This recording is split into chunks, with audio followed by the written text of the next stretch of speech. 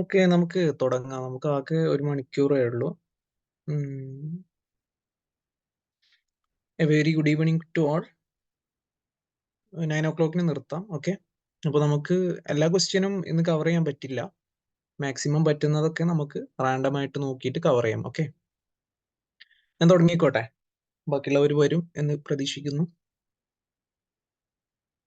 Okay അല്ലേ? 2 പേര് ഇപ്പൊ പ്രസന്റ് ആയിട്ടുള്ള 2 പേര് ഇവിടെ അല്ലേ?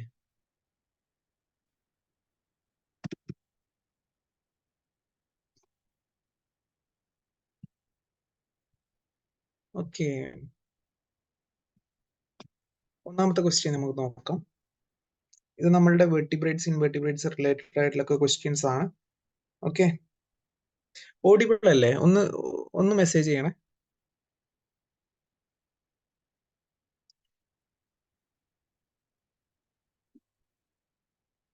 Okay okay fine.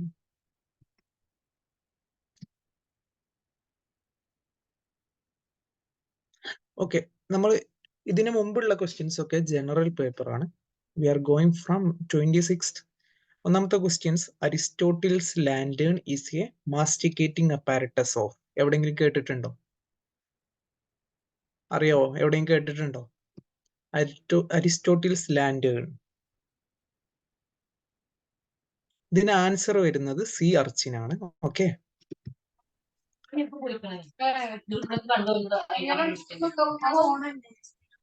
മ്യൂട്ട് ചെയ്യണേ. ഓക്കെ, ഇതിന് ആൻസർ സി അർച്ചിൻ ആണ്. ഇത് നിങ്ങൾ ക്ലാസിഫിക്കേഷൻ ഒക്കെ പഠിച്ചപ്പോൾ പല സ്ഥലങ്ങളും കേട്ടിട്ടുണ്ടാവും. ഞാൻ ഇതിന്റെ സൊല്യൂഷന്, എക്സാക്ട് സൊല്യൂഷൻ ഞാൻ പിന്നീട് ഗ്രൂപ്പിൽ ഷെയർ ചെയ്യും. ഇന്ന് നമ്മൾ ക്വസ്റ്റ്യൻ ആൻഡ് ആൻസർ ആണ് ഡിസ്കസ് ചെയ്യുന്നത്. എന്തെങ്കിലും സംശയം ഉണ്ടെങ്കിൽ നിങ്ങൾക്ക് ചോദിക്കാം, അല്ലെങ്കിൽ പിന്നീട് എനിക്കറിയില്ലെങ്കിൽ ഞാൻ നോക്കിയിട്ട് റെഫർ ചെയ്തിട്ട് പറഞ്ഞു തരും. ഓക്കെ, ഒന്നാമത്തെ ആൻസർ വരുന്നത് സി അർച്ചിൻ ആണ്. ഓക്കെ, ഇതെന്താ സംഭവം എന്ന് വെച്ചാൽ, the mouth of sea urchin on the underside of the body. അവരുടെ ബോഡിയുടെ താഴെ എന്തുണ്ട്? ഒരു കോംപ്ലക്സ് ആയിട്ടുള്ള ഡെന്റൽ അപ്പാരറ്റസ് ഉണ്ട്. അതിനാണ് അരിസ്റ്റോട്ടിൽസ് ലാൻഡേൺ എന്ന് പറയുന്നത്. ഈ അരിസ്റ്റോട്ടിൽസ് ലാൻഡേൺ എവിടെയാണ് കാണുന്നത്? സി അർച്ചിൻ എന്ന് പറഞ്ഞിട്ടുള്ള ഓർഗാനിസത്തിലാണ് കാണുന്നത്. ഓക്കെ,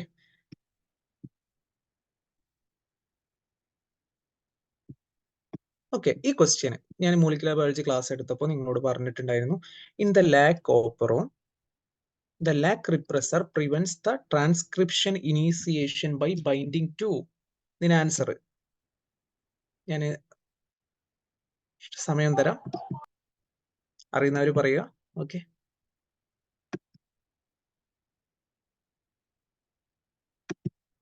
ഓക്കെ, ഇതിന് ആൻസർ വരുന്നത് ലാക് ഓപ്പറേറ്റർ ആണ്. ഇതിന് ആൻസർ വരുന്നത് ലാക് ഓപ്പറേറ്റർ ആണ്. നിങ്ങൾക്ക് അറിയില്ലേ, നമ്മൾ ഒരു ജീൻ എടുത്തു കഴിഞ്ഞാൽ ആ ജീനിൽ ലാക് ഐ എന്ന് പറഞ്ഞിട്ടുള്ള ഒരു സംഭവം ഉണ്ടാവും അല്ലെ?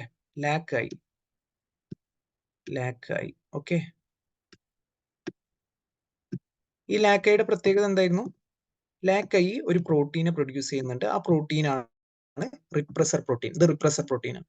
അപ്പൊ എപ്പോഴൊക്കെ റിപ്രസർ പ്രോട്ടീൻ ഉണ്ട്, ആ റിപ്രസർ ഇവിടെ ഒരു ഓപ്പറേറ്റർ ഉണ്ടാവും, ഓപ്പറേറ്റർ റീജിയൻ ഉണ്ടാവും. ആ ഓപ്പറേറ്ററിൽ പോയിട്ട് ബൈൻഡ് ചെയ്യും. സോ എപ്പോഴും ലാക് ഓപ്പറോണിൽ റിപ്രസർ എവിടെയാണ് ബൈൻഡ് ചെയ്യുന്നത്? ലാക് ഓപ്പറേറ്ററിലാണ് ബൈൻഡ് ചെയ്യുന്നത്. ക്ലിയർ ആണോ?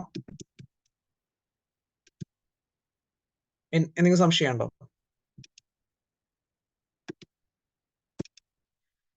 ഇനി നമുക്ക് അടുത്ത ക്വസ്റ്റ്യനിലോട്ട് പോവാം.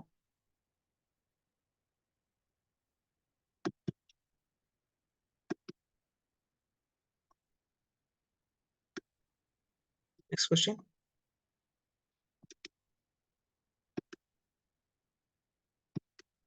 ഡ്രോയിങ് ഒന്ന് ക്ലിയർ ആയിട്ട്. ഓക്കെ, ഞാൻ റാൻഡം ആയിട്ടാണ് കേട്ടോ പറയുന്നത്. ഇതൊരു മാച്ച് ദ ഫോളോയിങ് ആണ്. ഇവിടെ ഡൗൺ സിൻഡ്രോം കൊടുത്തിട്ടുണ്ട്, ക്ലിൻഫിൽട്ടർ സിൻഡ്രോം കൊടുത്തിട്ടുണ്ട്, ടേണർ സിൻഡ്രോം കൊടുത്തിട്ടുണ്ട്, ക്രൈഡു-ജാറ്റ് സിൻഡ്രോം കൊടുത്തിട്ടുണ്ട്. ഡൗൺ സിൻഡ്രോം നിങ്ങൾക്കറിയാലോ, ട്രൈസോമി ഓഫ് 21 ആണ്. ഒരു ക്രോമസോം അഡീഷണൽ വരുന്നുണ്ട്. ഇവിടെ ഇപ്പൊ 2 ഓപ്ഷൻ ഉണ്ട്. Turner syndrome gain of X chromosome ആവാം, പക്ഷെ ട്രൈസോമി ഓഫ് 21 കൊടുത്തിട്ടുണ്ട്. ട്രൈസോമി ഓഫ് 21 എന്ന് പറഞ്ഞാൽ സാധാരണ ഒരു ക്രോമസോമിൽ 2 അലീൽസ് അല്ലേ ഉണ്ടാവുക. നമ്മൾ ഹോമോലോഗസ് ക്രോമസോം എന്ന് പറഞ്ഞാൽ എന്താ? 2 ക്രോമസോമാണ് ഉണ്ടാവുക. പക്ഷെ 21st ക്രോമസോമിൽ 3 ക്രോമസോം ഉണ്ടാവും, നമ്മൾ അതിനെ എന്ത് വിളിക്കും? ട്രൈസോമി എന്ന് വിളിക്കും. അപ്പൊ ട്രൈസോമി ഓഫ് ക്രോമസോം 21 ആരാ കാണിക്കുന്നത്? ഡൗൺ സിൻഡ്രോം ആണ് കാണിക്കുന്നത്. ക്ലീൻ ഫിൽട്ടർ സിൻഡ്രോം എന്ന് പറഞ്ഞാൽ എന്താ? അതൊരു ജെനറ്റിക് സിൻഡ്രോം ആണ് അല്ലെ? അവിടെ ഒരു മെയിൽ ഉണ്ടാവുന്നു, ആ മെയിലിന് ഒരു എക്സ്ട്രാ എക്സ് ക്രോമസോം ഉണ്ടാവുന്നു. ഓക്കെ, അപ്പൊ ഇത് വരുന്നത് ഗെയിൻ ഓഫ് എക്സ് ക്രോമസോം അല്ലെ? പിന്നെ വരുന്നത് ടെർണർ സിൻഡ്രോം. ടെർണർ സിൻഡ്രോം നിങ്ങളൊക്കെ കേട്ടിട്ടുണ്ടാവും, ഒരു സിൻഡ്രോം ആണ്. അവിടെ എന്താ സംഭവിക്കുന്നത്? ഫീമെയിൽ ഡിസോർഡർ ആണ്. അവിടെ ഫീമെയിലിന് ഡബിൾ എക്സ് ആണല്ലോ ഉണ്ടാവേണ്ടത്, അപ്പോൾ ഒരു എക്സ് കുറയും, അവർക്ക് ഒരു എക്സ് മിസ്സിംഗ് ആണ്. അങ്ങനെയാണെങ്കിൽ loss of X chromosome. Clear ആണോ? പിന്നെ ക്രൈഡുചാറ്റ് സിൻഡ്രോം. ക്രൈഡുചാറ്റ് സിൻഡ്രോം എന്ന് പറയുന്നത് ഒരു റയർ ജെനറ്റിക് ഡിസോർഡർ ആണ്. അത് എപ്പോഴാണ് ഉണ്ടാവുന്നത്? നമ്മളുടെ ക്രോമസോമിന്റെ ഷോർട്ട് ആം ഉണ്ടാവുമല്ലോ, ഇപ്പോ ഷോർട്ട് ആം ഒക്കെ കേട്ടിട്ടില്ലേ നിങ്ങൾ? ജെനറ്റിക്സ് എടുത്തപ്പോ ജസ്ല മാം പഠിപ്പിച്ചു തന്നിട്ടുണ്ടാവും. അപ്പൊ ഈ ക്രോമസോം 5 ഉള്ള ക്രോമസോം 5 ഷോർട്ട് ആം ഡിലീറ്റ് ചെയ്ത് കഴിഞ്ഞാൽ ഉണ്ടാവുന്ന അസുഖമാണ് ക്രൈഡുചാറ്റ് സിൻഡ്രോം. അപ്പൊ ഇതിന്റെ ഓപ്ഷൻ വരുന്നത് എ അല്ലെ? ഡൗൺ സിൻഡ്രോം മൂന്നാമത്തെ trisomy. B option Klinefelter's gain of X chromosome. C1 അല്ലെ? ശരിയല്ലേ?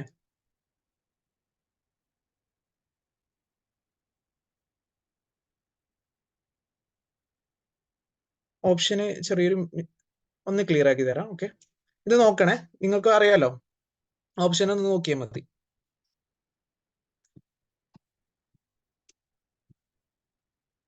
ഇനി phenylketonuria is a type of, ആർക്കെങ്കിലും അറിയാം? നിങ്ങൾ ജെനറ്റിക്സിൽ കുറെ നമ്മൾ 11th 12th പഠിച്ചിട്ടുണ്ട് ഫീനൽ കെറ്റിനൂറിയ.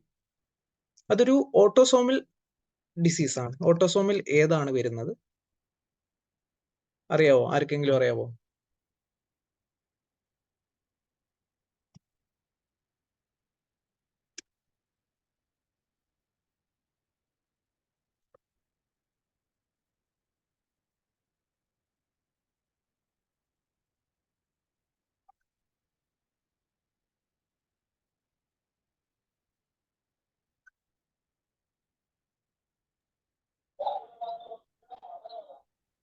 ഒന്ന് ഹോൾഡ് ചെയ്യണേ.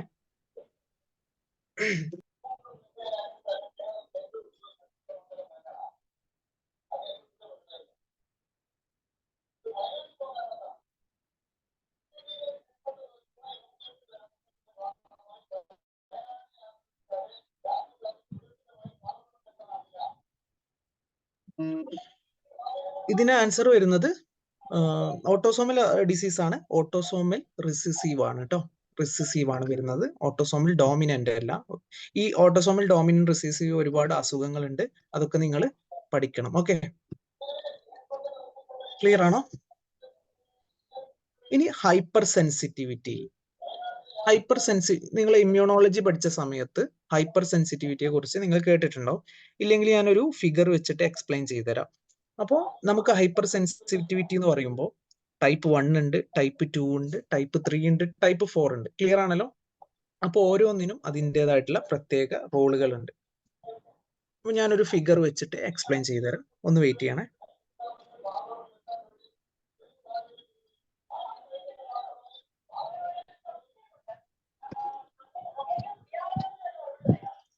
ഹായ് ഹായ്, ഒന്ന് ഹോൾഡ് ചെയ്യണേ. മ്യൂട്ട് ചെയ്യണം കേട്ടോ, മ്യൂട്ട് ചെയ്യണം. ഓക്കെ,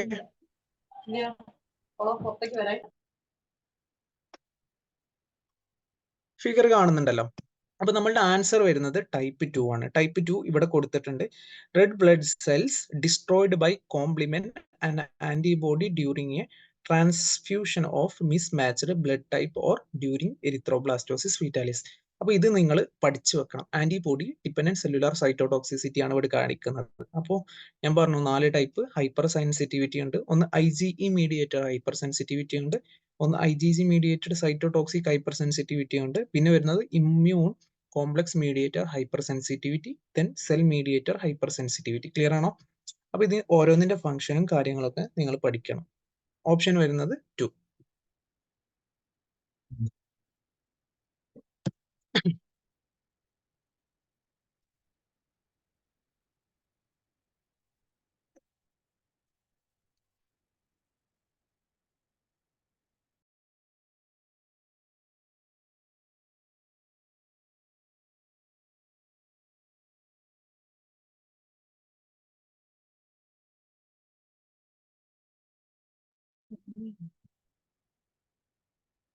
ഇനി ഇവിടെ രണ്ട് സ്റ്റേറ്റ്മെന്റ് കൊടുത്തിട്ടുണ്ട്.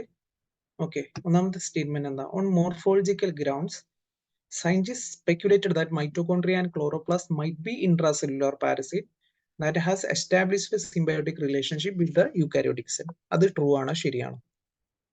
ഓക്കെ, പിന്നെ രണ്ടാമത്തത് വരുന്ന statement two blue green algae thought to have originated the mitochondria and bacteria have originated the chloroplast.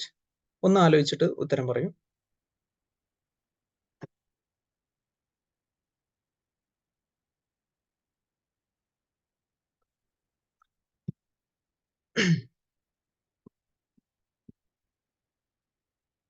അറിയോ? അപ്പൊ ഞാൻ തന്നെ പറയാം. രണ്ട് സ്റ്റേറ്റ്മെന്റും ഇൻകറക്റ്റ് ആണ്. ആദ്യം രണ്ടാമത്തെ സ്റ്റേറ്റ്മെന്റ് നോക്കാം. നിങ്ങൾ എന്താ ഈ ക്ലോറോപ്ലാസ്റ്റ് അതുപോലെ മൈറ്റോകോൺട്രിയയുടെ ഒറിജിൻ പഠിച്ചിട്ടുണ്ടോ? നിങ്ങൾ പഠിച്ചിട്ടുണ്ടോ?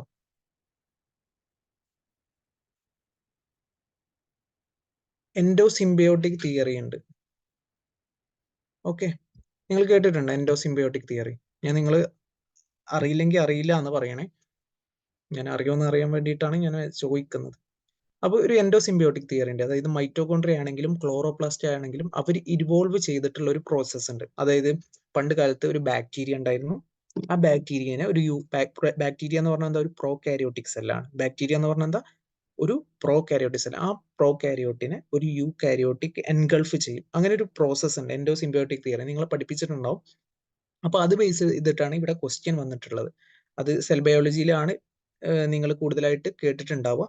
അപ്പോൾ ഇതിന് ആൻസർ വരുന്നത് രണ്ടും ഇൻകറക്റ്റ് ആണ്. Both statement 1 and 2 are false ആണ്. കാരണം എന്താ അറിയോ? സ്റ്റേറ്റ്മെന്റ് ഒന്നാമത്തെ എന്താ ഇൻകറക്റ്റ് ആവുള്ള കാരണം ബിക്കോസ് മൈറ്റോകോൺട്രിയ ആൻഡ് ക്ലോറോപ്ലാസ്റ്റ് ഉണ്ടല്ലോ, ഇവിടെ അവരെന്താ പറഞ്ഞത്? Mitochondria and chloroplast might be intracellular parasite. നമ്മൾ മനസ്സിലാക്കേണ്ടത് മൈറ്റോകോൺട്രിയ ആണെങ്കിലും ക്ലോറോപ്ലാസ്റ്റ് ആണെങ്കിലും they are not considered intracellular parasite. അവരൊരിക്കലും എന്തല്ല? ഇൻട്രാസെല്ലുലാർ പാരസൈറ്റ് അല്ല. Instead they are believed to have originated from endosymbiotic relationship. Okay, endosymbiotic relationship ആണ് കാണിക്കുന്നത്. അവരെന്തല്ല? ഇൻട്രാസെല്ലുലാർ പാരസൈറ്റ്സ് അല്ല. രണ്ടാമത്തത് എന്താ അറിയോ? Statement 2 is also incorrect because mitochondria are thought to have originated from ancient endosymbiotic even involving aerobic bacteria. ഇവിടെ mitochondria എവിടെ നിന്നാണ് ഉണ്ടായത്? ആൽഗെ എന്നാണ് കൊടുത്തിട്ടുള്ളത് അല്ലേ? അതല്ല, അവർ എവിടെ നിന്നാണ് ഇവോൾവ് ആയിട്ടുള്ളത്?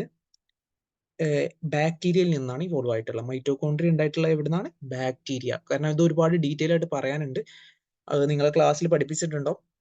അപ്പൊ മൈറ്റോകോൺട്രിയ ഒറിജിനേറ്റ് ചെയ്തിട്ടുള്ള ഒരു എയറോബിക് ബാക്ടീരിയ ആണ്. ക്ലോറോപ്ലാസ്റ്റ് എവിടെ നിന്നാണ് ഒറിജിനേറ്റ് ചെയ്തിട്ടുള്ളത്? സയനോ ബാക്ടീരിയ ആണ്. ഓക്കെ, സയനോ ബാക്ടീരിയ പറഞ്ഞാൽ ഫോട്ടോസിന്തറ്റിക് ബാക്ടീരിയ. അപ്പോൾ ഇത് രണ്ടും അങ്ങോട്ടും ഇങ്ങോട്ടും മാറ്റിയിട്ടുണ്ട്.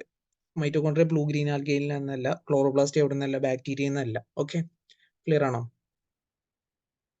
ക്ലോറോപ്ലാസ്റ്റ് സയനോ ബാക്ടീരിയ എന്നാണ് പറയാറ്. ക്ലിയർ ആണോ? ഇവിടെ ബാക്ടീരിയ എന്ന് കൊടുത്തിട്ടുണ്ട്, അപ്പോൾ നമുക്ക് ശരിയാണെന്ന് പറയാം. പക്ഷെ ഇവിടെ ബ്ലൂ ഗ്രീൻ ആൽഗയാണ് കൊടുത്തിട്ടുള്ളത്.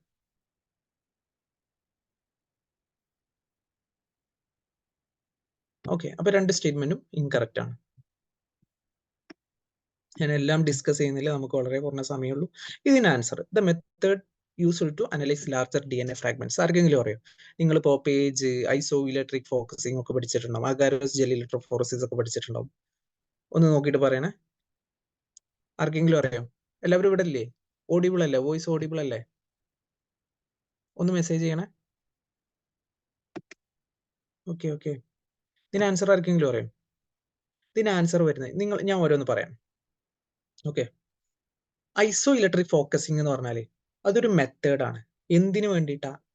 അനാലിസിസ് ഓഫ് പ്രോട്ടീനെ അനലൈസ് ചെയ്യാൻ വേണ്ടിയിട്ടാണ് isoelectric focusing. Okay, clear ആണോ? പിന്നെ വരുന്നത് ജെൽ ഇലക്ട്രോഫോറസിസ്. നിങ്ങളൊക്കെ കേട്ടിട്ടുണ്ടാവും, agarose gel electrophoresis, polyacrylamide gel electrophoresis ഒക്കെ കേട്ടിട്ടുണ്ടാവും അല്ലെ? കേട്ടിട്ടില്ലേ? പോളി അക്രിലമൈഡ് ജെൽ ഇലക്ട്രോഫോറസിസിൽ നമ്മൾ ഒരുപാട് പോളി അക്രിലമൈഡ് ആണ് ഉപയോഗിക്കുന്നത്. അഗാരസ് ജെൽ ഇലക്ട്രോഫോറസിസിൽ നമ്മൾ മീഡിയം എന്താണ് ഉപയോഗിക്കുന്നത്? അഗാരസ് ആണ് ഉപയോഗിക്കുന്നത്. ഇതിന്റെ ആൻസർ വരുന്നത് pulse field gel electrophoresis. Agarose gel ഇലക്ട്രോഫോറസിസും ഡി എൻ എനെ തന്നെയാണ് എന്ത് ചെയ്യുന്നത്? ഐഡന്റിഫൈ ചെയ്യുന്നത്. Okay, standard DNA gel electrophoresis resolves fragments. പക്ഷെ ഇവര് അപ് ടു 50 KB വരെ മാത്രമേ എന്ത് ചെയ്യുള്ളൂ, അതായത് 50 KB സൈസുള്ള DNA മാത്രമേ അവർ എന്ത് ചെയ്യുള്ളൂ, ഐഡന്റിഫൈ ചെയ്യുള്ളൂ. പക്ഷെ പൾസ് ഫീൽഡ് ആണെങ്കിൽ ലാർജർ DNA ഫ്രാഗ്മെന്റ്സിനെ ഐഡന്റിഫൈ ചെയ്യാൻ സഹായിക്കുന്ന ഒരു മെത്തേഡാണ്. അപ്പൊ ഇതിന്റെ ആൻസർ വരുന്നത് pulse field gel electrophoresis. Okay,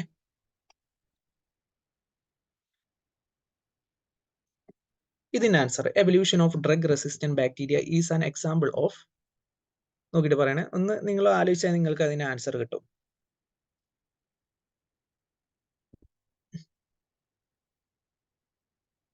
ഇതിന് ആൻസർ വരുന്നത് നേച്ചുറൽ സെലക്ഷൻ ആണ്. നിങ്ങൾ എവല്യൂഷന് ക്ലാസ് എടുത്തിട്ടില്ലേ? ഓപ്ഷൻ 2 ഓക്കെ, കറക്റ്റ് ആണ്. നേച്ചുറൽ സെലക്ഷൻ ആണ്, ക്ലിയർ ആണ്. ഇത് നിങ്ങൾക്ക് എവല്യൂഷൻ എടുത്തപ്പോൾ പറഞ്ഞിട്ടുണ്ടാവും ജനറ്റിക് ഡ്രിഫ്റ്റ് എന്താ, ബോട്ടിൽ നെക്ക് ഇഫക്റ്റ് എന്താ, ഫൗണ്ടർ ഇഫക്റ്റ് എന്താ, അതൊക്കെ നമ്മുടെ എവല്യൂഷൻ ക്ലാസ്സിൽ അതിൻ്റെതായിട്ടുള്ള ടീച്ചേഴ്സ് എടുത്തിട്ടുണ്ടാവും. ക്ലിയർ ആണോ? ഇനി ഇതിന് answer the mimicry which is in which a palatable species mimic a toxic species. Palatable എന്ന് പറഞ്ഞാൽ എന്താ, അവര് കഴിക്കും. അപ്പൊ ആ പാലറ്റബിൾ സ്പീഷീസ്, ഒരു സ്പീഷീസ് ഒരു ടോക്സിക് ആയിട്ടുള്ള സ്പീഷീസിനെ എന്ത് ചെയ്യാണ്, മിമിക് ചെയ്യാണ്. ഓക്കെ, അതുപോലെ ആക്ട് ചെയ്യാണ്. അപ്പൊ അതിന്റെ ആൻസർ വരുന്നത് ബാറ്റേസിയൻ മിമിക്രി ആണ്. എന്താണ് വരുന്നത്? ബാറ്റേസിയൻ മിമിക്രി. ബാറ്റേസിയൻ മിമിക്രി പറഞ്ഞാൽ എന്താ? It is a phenomenon in which members of a palatable species okay gain protection from predation by resembling the defensive signaling of a unpalatable. Okay, മനസ്സിലായോ? അൺപാലറ്റബിൾ എന്ന് പറയുമ്പോൾ ഈ ടോക്സിക് ആയിട്ടുള്ള സ്പീഷീസിനൊന്നും പ്രിഡേറ്റർ വന്ന് കഴിക്കൂല. കാരണം എന്താ? അവർ അൺപാലറ്റബിൾ ആയി. എന്തുകൊണ്ടാണ് അൺപാലറ്റബിൾ ആയത്? ടോക്സിക് ആയതുകൊണ്ട്. ക്ലിയർ ആണോ? അപ്പോൾ സാധാരണ പാലറ്റബിൾ ആയിട്ടുള്ള ഒരു സ്പീഷീസ് എന്ത് ചെയ്തു, നോൺ പാലറ്റബിൾ അല്ലെങ്കിൽ ടോക്സിക് ആയിട്ടുള്ള ഒരു സ്പീഷീസിനെ പോലെ ആക്ട് ചെയ്യും. അങ്ങനെ അവർക്ക് എന്ത് സംഭവിക്കും? പ്രൊട്ടക്ഷൻ കിട്ടും. അപ്പോൾ ഇതിന് ആൻസർ വരുന്നത് ബാറ്റേസി മിമിക്രി. മുള്ളര മിമിക്രി എന്താ? ഇതൊക്കെ നോക്കണം. ക്യാരക്ടർ ഡിസ്പ്ലേസ്മെന്റ് മിമിക്രി, ഈ കാര്യങ്ങളൊക്കെ നോക്കണം. ഇപ്പൊ ഡിസ്പ്ലേസ്മെന്റ് എവല്യൂഷനൊക്കെ നിങ്ങൾ കേട്ടിട്ടുണ്ടാവും. ക്യാരക്ടർ ഡിസ്പ്ലേസ്മെന്റ് എന്ന് പറയുമ്പോൾ നമ്മൾ എവല്യൂഷനിൽ പഠിച്ചിട്ടുണ്ടാവും. ഡാർവിൻ ഫിഞ്ചസിന്റെ ബീക്കിന്റെ സൈസ് സീഡിനനുസരിച്ച് മാറ്റം വരുന്ന കേസ് നമ്മൾ പഠിച്ചിട്ടുണ്ട്. അതൊക്കെയാണ് ക്യാരക്ടർ ഡിസ്പ്ലേസ്മെന്റ് എന്ന് പറയുന്നത്. ക്ലിയർ ആണോ? ക്ലാസ് മനസ്സിലാവുന്നില്ലേ? ഒന്ന് മെസ്സേജ് ചെയ്യണേ. ഞാനിങ്ങനെ എടുത്ത് പോയിട്ട് കാര്യമില്ലല്ലോ. ഓക്കെ അല്ലേ?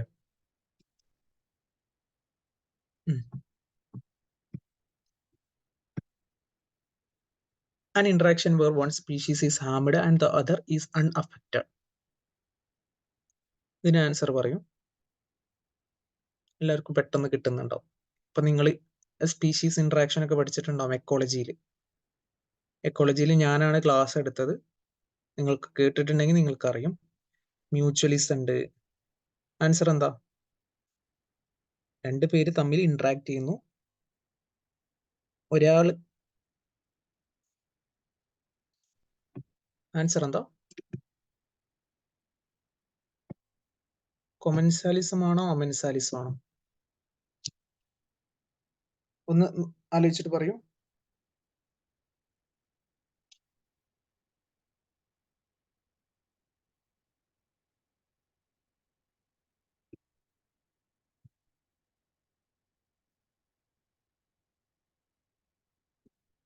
ഇതിന് ആൻസർ വരുന്നത് അമൻസാലിസ് ആണ്.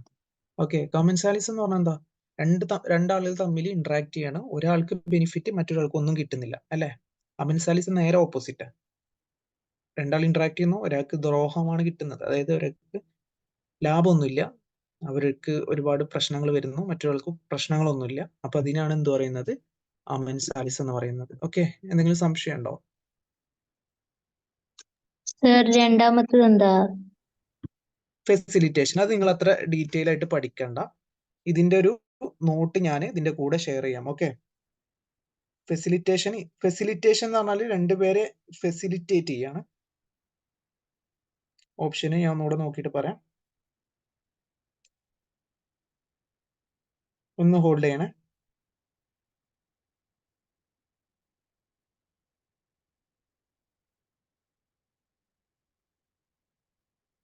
എനിക്ക് റീകോൾ ചെയ്യാൻ പറ്റുന്നില്ല.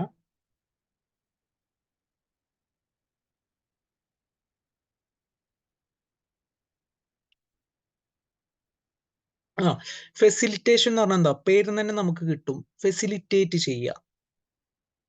അങ്ങനെ പറയുമ്പോൾ 2 സ്പീഷീസ് ഉണ്ട്. ഓക്കെ, ഈ ഫെസിലിറ്റേഷൻ എന്ന് പറഞ്ഞാൽ എന്താ, ഒരു ടൈപ്പ് ഇന്ററാക്ഷൻ ആണ്. ഓക്കെ, ഇവിടെ ഒരു സ്പീഷീസിന്റെ പ്രസൻസ്, ഇപ്പോ ഞാനും വേറൊരാളും, ഇപ്പൊ ഞാൻ വന്നപ്പോ ഞാൻ വന്നപ്പോൾ ആ ഒരു എൻവയോൺമെന്റ് എന്ത് ചെയ്തു, അൾട്ടർ ചെയ്തു. ആ എൻവയോൺമെന്റിന്റെ മൊത്തത്തിലുള്ള കാര്യങ്ങൾ അൾട്ടർ ചെയ്തു. അതായത് ഒരു സ്പീഷീസ് വന്നപ്പോൾ അത് എന്ത് ചെയ്തു, ആ സ്പീഷീസ് കാരണം ആ എൻവയോൺമെന്റിൽ ഒരുപാട് മാറ്റങ്ങൾ വന്നു. എന്തൊക്കെ മാറ്റങ്ങളാണ്? വേറൊരു സ്പീഷീസ്, അതായത് എൻവയോൺമെന്റ് എന്ന് പറയുമ്പോൾ അതിൽ വേറെ സ്പീഷീസ് ഉണ്ടാവല്ലോ. അപ്പോൾ ഒരു സ്പീഷീസ് ഉണ്ടാവുമ്പോൾ, ഒരു സ്പീഷീസ് വരുമ്പോൾ മറ്റൊരു സ്പീഷീസിന്റെ ഗ്രോത്ത് കൂടി, അതുപോലെ സർവൈവൽ, ഓക്കെ, റീപ്രൊഡക്ഷൻ, ഇതിലൊക്കെ മാറ്റങ്ങൾ വന്നു. അപ്പൊ അതിനാണ് എന്ത് പറയുന്നത്, ഫെസിലിറ്റേഷൻ. അതായത് ഒരാൾ മറ്റൊരാളെ ഫെസിലിറ്റേറ്റ് ചെയ്യുക. മനസ്സിലാവുന്നുണ്ടോ? അതായത് ഒരു സ്പീഷീസ് വന്നു, ആ സ്പീഷീസ് കാരണം മറ്റൊരു സ്പീഷീസിന്റെ റീപ്രൊഡക്ഷൻ, ഗ്രോത്ത്, സർവൈവല്, ഇതിലൊക്കെ മാറ്റം വരും. അതിനാണ് എന്ത് പറയുന്നത്, ഫെസിലിറ്റേഷൻ എന്ന് പറയുന്നത്. ഇത് കുറെ കൂടെ ഒക്കെ മ്യൂച്വലിസവുമായി ബന്ധപ്പെട്ടതൊക്കെയാണ്.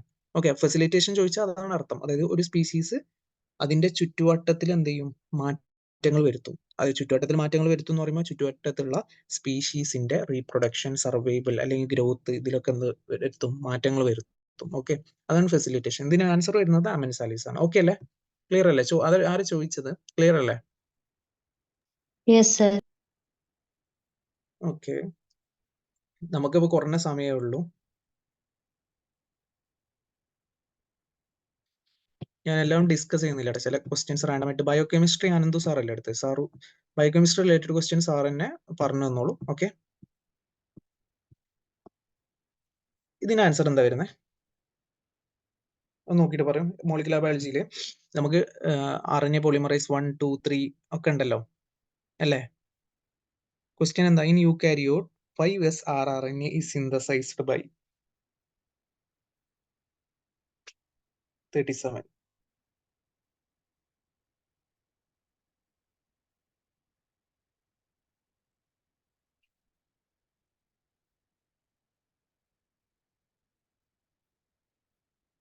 ഇതിന് ആൻസർ എന്താ അറിയാം ആർക്കെങ്കിലും?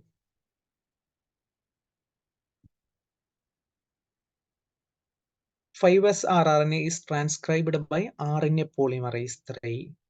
നിങ്ങൾ mRNA കേട്ടിട്ടില്ലേ? mRNA ആരാണ്?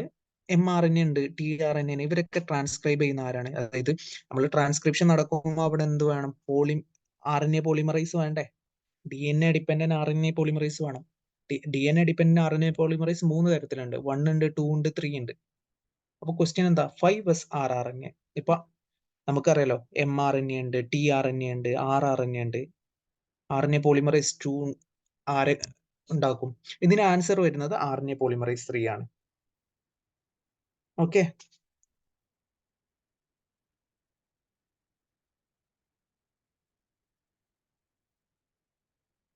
ക്ലിയർ ആണോ?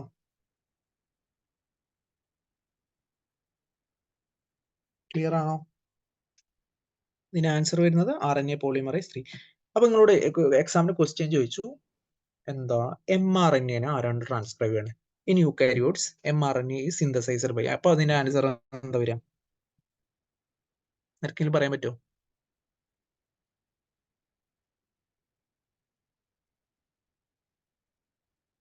ആർക്കെങ്കിലും പറയാൻ പറ്റുമോ? ഇത് പഠിക്കണം കേട്ടോ.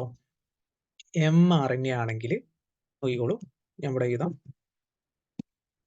mRNA ആണെങ്കിൽ അതിനെ അത് ആരാണ് ട്രാൻസ്ക്രൈബ് ചെയ്യുന്നത്? RNA പോളിമറൈസ് 2 ആണ്. RNA പോളിമറൈസ് 2 ആണ്. ക്ലിയർ ആണോ? rRNA ആരാ സിന്തസൈസ് ചെയ്യുന്നത്? rRNA ആരാണ് അറിയോ? പോളിമറൈസ് 1 ആണ്. ഓക്കെ, RNA പോളിമറൈസ് 1 ആണ്. ക്ലിയർ ആണോ? ഓർത്ത് വെക്കണം കേട്ടോ. ഇത് നിങ്ങൾ ഓരോന്ന് പഠിക്കണം. ഞാൻ മോളിക്കുലറിൽ പറഞ്ഞിട്ടുണ്ടാവും ഇത്.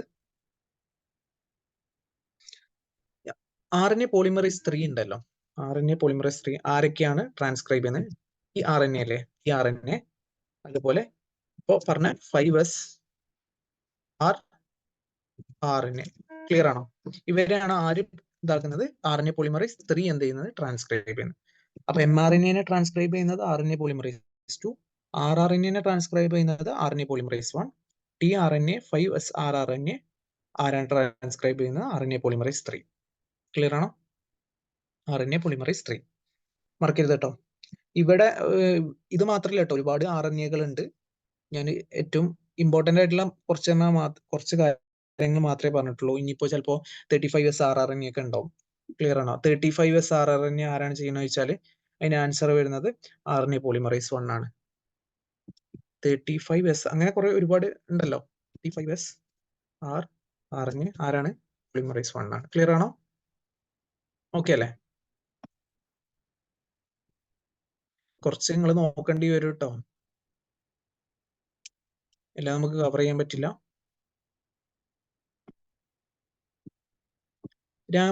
Ramachandran plots are used to analyse. ഇതിന് ആൻസർ വരുന്നത് ആർക്കെങ്കിലും പറയാൻ പറ്റുമോ? ടെർഷ്യറി ആണ് കേട്ടോ. ആൻസർ വരുന്നത് ടെർഷ്യറി ആണ്. ക്ലിയർ ആണോ?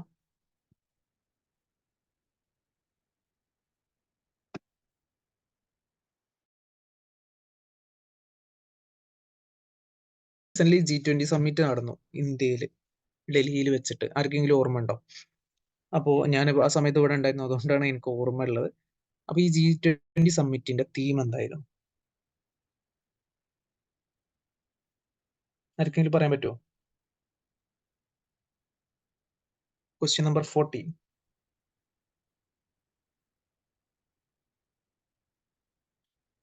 എനിവൺ? ഇതിന് ആൻസർ വരുന്നത് ഇതാണ് കേട്ടോ, വൺ എർത്ത്,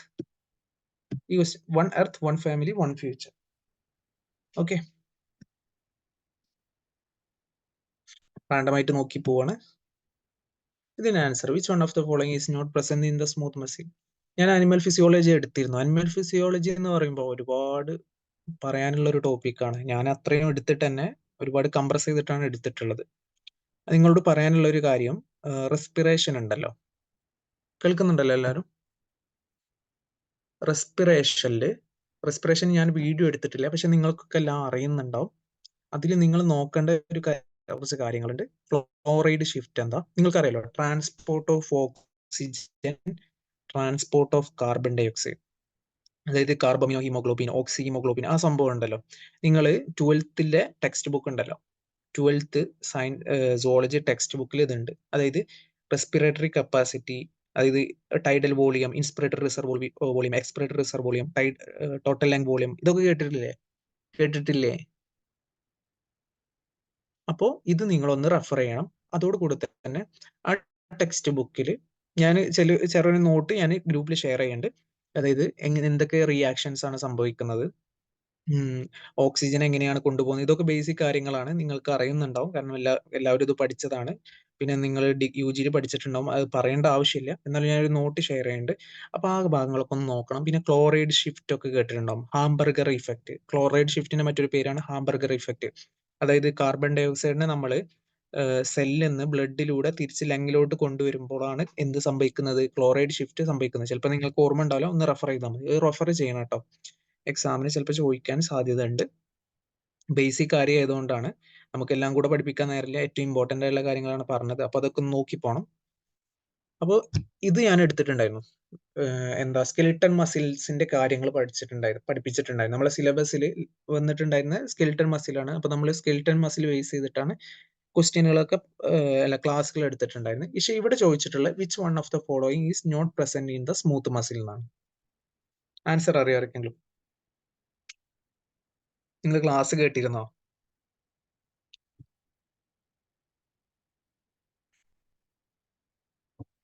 ആർക്കെങ്കിലും അറിയോ? Yes or no? ഇതിന് ആൻസർ വരുന്നത് Z ഡിസ്ക് ആണ് കേട്ടോ. ആൻസർ വരുന്നത് Z ഡിസ്ക്. ഓക്കെ, ആൻസർ വരുന്നത് Z ഡിസ്ക്.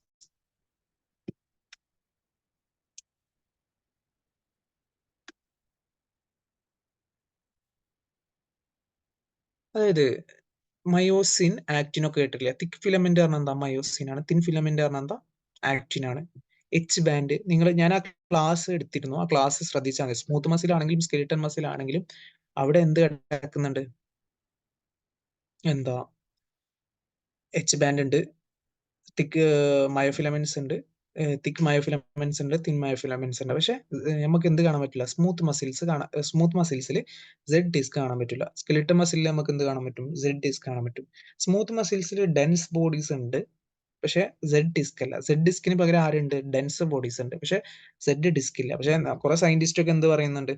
ഈ ഡെൻസ് ബോഡി ഉണ്ടല്ലോ, സ്മൂത്ത് മസിൽസിൽ കാണുന്ന ഡെൻസ് ബോഡീസ് സ്കെലിറ്റൽ മസിലിൽ കാണുന്ന സെഡ് ഡിസ്കിന് അനലോഗ് ആണെന്നൊക്കെ പറയുന്നുണ്ട്. ഇതിന് ആൻസർ വരുന്നത് സെഡ് ഡിസ്ക് ആണ് കേട്ടോ.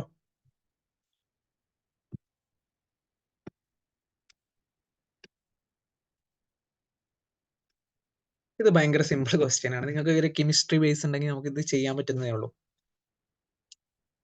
The pH of a cytoplasm and lysosome are 7 and 5 respectively. How many fold H plus ion concentration is higher in lysosome compared to cytoplasm? Answer അറിയോ ആർക്കെങ്കിലും? അറിയോ? Anyone?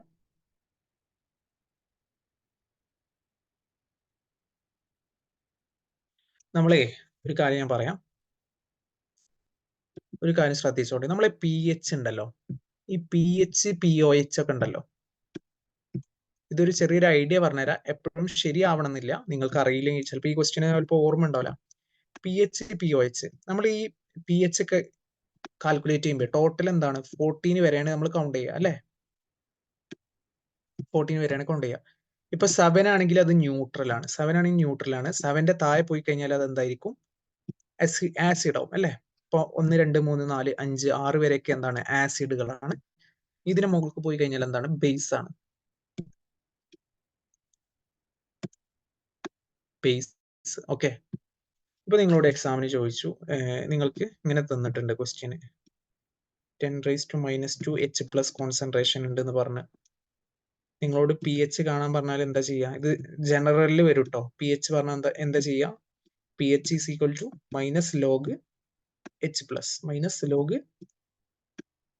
H plus concentration, minus log H plus concentration, അങ്ങനെയാണ് ചെയ്യേണ്ടത്. Okay, അത് നിങ്ങൾക്ക് അറിയുന്നുണ്ടോ? Basic കാര്യമാണ്, ചിലപ്പോൾ ജനറലിൽ ക്വസ്റ്റ്യൻ ചോദിക്കും.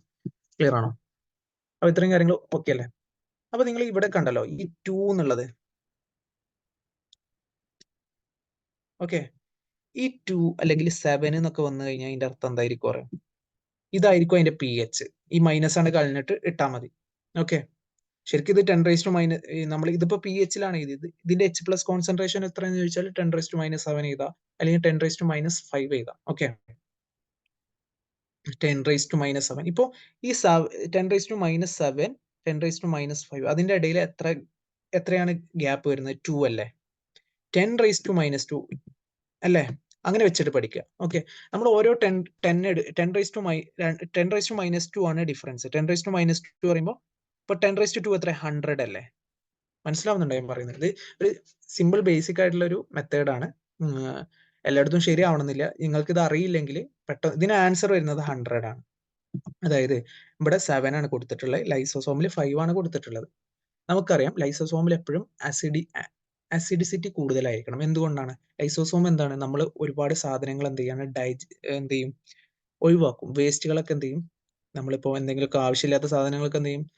ഡൈജസ്റ്റ് ചെയ്ത് ഒഴിവാക്കുന്ന സാധനമാണ് ലൈസോസോം. അപ്പൊ ലൈസോസോമിൽ അങ്ങനെ ഡൈജഷൻ നടക്കണമെങ്കിൽ അവിടെ എന്ത് ആക്ട് ചെയ്യണം? ഒരുപാട് എൻസൈമുകൾ, ബ്രേക്ക് ചെയ്യുന്ന ഒരുപാട് എൻസൈമുകൾ ആക്ട് ചെയ്യണം. അങ്ങനെ എൻസൈമുകൾ ആക്ട് ചെയ്യണമെങ്കിൽ അവിടെ എന്ത് വേണം?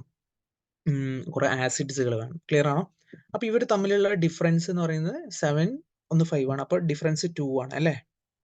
2 എന്ന് പറയുമ്പോൾ ഇത് നമ്മൾ H കോൺസെൻട്രേഷൻ ആക്കുമ്പോൾ എന്തായിരിക്കും? 10⁻⁻7, മറ്റേതെന്താ? 10⁻⁻2 അങ്ങനെ. ഓക്കെ, അപ്പൊ നമ്മൾ എന്ത് ചെയ്താൽ മതി? ഒരു അപ്രോക്സിമേറ്റ്ലി ചെയ്താൽ മതി. 100 വെച്ചാൽ മതി ആൻസർ. ക്ലിയർ ആണോ?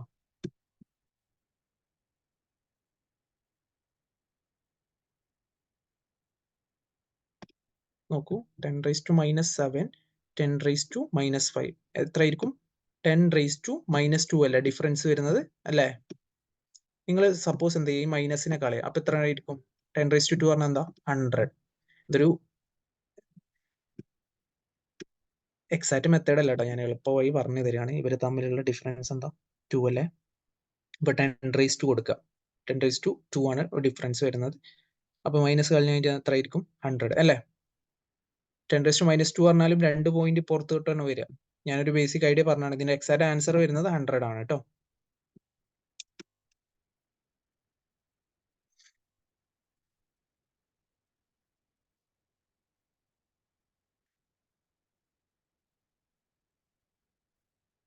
നിങ്ങൾ ഇത് നോക്കണം. ഓക്കെ, ക്ലിയർ ആണോ? ലെങ് കപ്പാസിറ്റി ഇത് സിമ്പിൾ ആയിരിക്കും. ഇതിന് the amount of air that moves in to the lungs with each normal inspiration is known as. ഇതിന് ആൻസർ എന്താ പറയുക? നിങ്ങൾ ഇത് 12th പഠിച്ചിട്ടുണ്ട്. ഇത് ബേസിക് നോളജ് ആണ്. ഇത് നാളെ ഞാൻ ക്വസ്റ്റ്യൻ പേപ്പറിൽ എല്ലാ വോളിയത്തിനെ കുറിച്ചും ഞാൻ ഷെയർ ചെയ്യുന്നുണ്ട്. അതുപോലെ നിങ്ങളൊന്ന് നോക്കണം. ഇത് നിങ്ങൾക്ക് അറിയുന്നതാണ്. നമ്മൾ എല്ലായിടത്തും പഠിക്കുന്ന സാധനമാണ്. UG-യിലും +2-ലൊക്കെ പഠിക്കുന്നതാണ്. ഇതിന് ആൻസർ വരുന്നത് ടൈഡൽ വോളിയം ആണ്. ടൈഡൽ വോളിയം എന്ന് പറഞ്ഞാൽ it is the total amount of air inhaled or exhaled during regular inspiration or relaxed breathing. അതായത് നമ്മളിപ്പോൾ നോർമൽ ആയിട്ട് ഇരിക്കുമ്പോൾ നമ്മൾ എയർ എടുക്കുമല്ലോ, നമ്മൾ ഫോഴ്സ് ഒന്നും ചെയ്യുന്നില്ല. നോർമലായിട്ട് നമ്മൾ എയർ എടുക്കും, അതുപോലെ നോർമലായിട്ട് നമ്മൾ എയർ എന്ത് ചെയ്യും? റിലീസ് ചെയ്യും. അതിനാണ് എന്ത് പറയുന്നത്? ടൈഡൽ വോളിയം എന്ന് പറയുന്നത്. ഓക്കെ, ക്ലിയർ ആണോ? പിന്നെ എക്സ്പിറേറ്ററി റിസർവ് വോളിയം അതൊക്കെ ഉണ്ട്. അപ്പൊ അതൊക്കെ നിങ്ങളൊന്ന് നോക്കിയിട്ട് പഠിക്കണം. മനസ്സിലാവുന്നില്ലെങ്കിൽ എനിക്കൊന്ന് മെസ്സേജ് ചെയ്താൽ മതി. ക്ലിയർ ആണോ? എല്ലാവർക്കും മനസ്സിലാവും, കാരണം എല്ലാവരും ഇത് 12th-ലും UG-യിലൊക്കെ പഠിച്ചതാണ്. ക്ലിയർ ആണോ? ലങ് കപ്പാസിറ്റീസ് ഒക്കെ ഉണ്ട്, വൈറ്റൽ കപ്പാസിറ്റി ഒക്കെ ഉണ്ട്. അപ്പൊ ഇതിന് ആൻസർ വരുന്നത് tidal volume. Resting membrane potential of neuron cell is maintained by. നിങ്ങൾ അനിമൽ ഫിസിയോളജി കേൾക്കണം കേട്ടോ, എൻ്റെ ക്ലാസ് കേൾക്കണം. അതിൽ ഒരുപാട് ഫിഗർ കൊടുത്തിട്ടുണ്ട്. ആ ഫിഗറിലുള്ള ക്വസ്റ്റ്യൻ ഡയറക്റ്റ് ആയിട്ട് വരികയാണ്. ക്വസ്റ്റ്യൻ എന്താ? ന്യൂറോണിൽ നിങ്ങൾ അറിയാലോ, ന്യൂറോണിൽ റെസ്റ്റിംഗ് പൊട്ടൻഷ്യൽ ഉണ്ട്. 3 പ്രോസസ്സാണ് നടക്കുക. റെസ്റ്റിംഗ് പൊട്ടൻഷ്യൽ കഴിഞ്ഞിട്ട് പിന്നെ എന്ത് നടക്കും? Action potential. അതായത് ആക്ഷൻ പൊട്ടൻഷ്യൽ പറഞ്ഞാൽ പ്രൊപ്പഗേഷൻ. ആക്ഷൻ പൊട്ടൻഷ്യൽ ഉണ്ടാവും. ആക്ഷൻ പൊട്ടൻഷ്യൽ ആയിരുന്നിട്ട് പിന്നെ പ്രൊപ്പഗേഷൻ ഓഫ് ആക്ഷൻ പൊട്ടൻഷ്യൽ. 3 സ്റ്റെപ്പാണ്. ന്യൂറോണിൽ മെസ്സേജ് പാസ് ചെയ്യുന്നത് 3 സ്റ്റെപ്പിലൂടെയാണ്. ഒന്നാമത് റെസ്റ്റിംഗ് പൊട്ടൻഷ്യൽ ഉണ്ടാവും, രണ്ടാമത്തത് ആക്ഷൻ പൊട്ടൻഷ്യൽ ഉണ്ടാവും, മൂന്നാമത്തെ പ്രൊപ്പഗേഷൻ ഓഫ് ആക്ഷൻ പൊട്ടൻഷ്യൽ. അതൊക്കെ ഞാൻ ഡീറ്റെയിൽ ആയിട്ട് അവിടെ പറഞ്ഞിട്ടുണ്ട്, ഫിഗർ വെച്ചിട്ട് പറഞ്ഞിട്ടുണ്ട്. അപ്പോൾ റെസ്റ്റിംഗ് പൊട്ടൻഷ്യൽ പറഞ്ഞാൽ എന്താ? നിങ്ങൾക്കറിയാലോ, റെസ്റ്റിംഗ് മെംബ്രെയിൻ പൊട്ടൻഷ്യൽ പറഞ്ഞാൽ ന്യൂറോണിൽ ഇൻഫോർമേഷൻ ഒന്നും വന്നിട്ടില്ല, ന്യൂറോൺ അവിടെ കിടക്കുകയാണ്. അതായത് പുറത്തുനിന്ന് ഒരു മെസ്സേജ് ഒന്നും വന്നില്ല, ന്യൂറോണിന് എന്ത് സ്റ്റിമുലേഷൻ ഒന്നും സംഭവിച്ചില്ല. ആ സമയത്ത് എന്തായിരിക്കും? പൊട്ടൻഷ്യൽ എന്നാണ്. ഇവിടെ ആൻസർ വരുന്നത് high intracellular K+ ion concentration and high extra cellular Na+ ion concentration. നോക്കിക്കോളൂ കേട്ടോ, ഞാൻ കാണിച്ചു തരാം. നിങ്ങൾ ക്ലാസ് കേട്ടിട്ടില്ലെങ്കിൽ, ഇതിപ്പോ ന്യൂറോൺ ആണെങ്കിൽ ഇത് ന്യൂറോണിന്റെ ഉള്ളിലാണ്. ഓക്കെ, അകം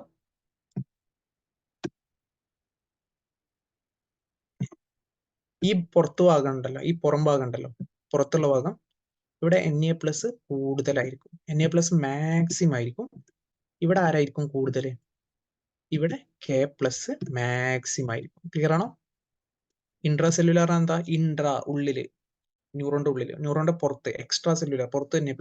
ഇവിടെയൊക്കെ എന്തുണ്ട്? K+ ഉണ്ട്. ഇവിടെ K+ ഉണ്ട്, പക്ഷെ വളരെ കുറച്ചേ ഉള്ളൂ. ക്ലിയർ ആണോ? ഇവിടെ Na+ ഉണ്ട്, വളരെ കുറച്ചേ ഉള്ളൂ. ക്ലിയർ ആണോ? ഇവിടെ ക്ലോറൈഡ് മൈനസ് അയോൺസ് ഉണ്ട്. ക്ലിയർ ആണോ? ഇവിടെ കമ്പാരിറ്റീവ്ലി ക്ലോറൈഡ് മൈനസ് അയൺ കൂടുതലാണ്. ക്ലിയർ ആണോ? ഇവിടെ ക്ലോറൈഡ് മൈനസ് വളരെ കുറവാണ്. നമ്മൾ റെസ്റ്റ് മെമ്പറി പൊട്ടൻഷ്യല് പുറത്ത് നമ്മൾ എന്താ കാണിക്കാറ്? പോസിറ്റീവ് സൈൻ ആണ് കാണിക്കുക, ഉള്ളിൽ നമ്മൾ നെഗറ്റീവ് ആണ് കാണിക്കുക. ഇവിടെ പോസിറ്റീവ് വരാൻ കാരണം K+ ഓൾറെഡി കുറച്ചുണ്ട്, അതോടുകൂടി തന്നെ Na+ ഒരുപാടുണ്ട്. ഇവിടെ K+ ഉണ്ട്, Na+ വളരെ കുറവാണ്. പുറത്ത് വെച്ച് നോക്കുമ്പോൾ അകത്ത് പോസിറ്റിവിറ്റി കുറവാണ്. പിന്നെ Cl- ഉണ്ട്. ക്ലിയർ ആണോ?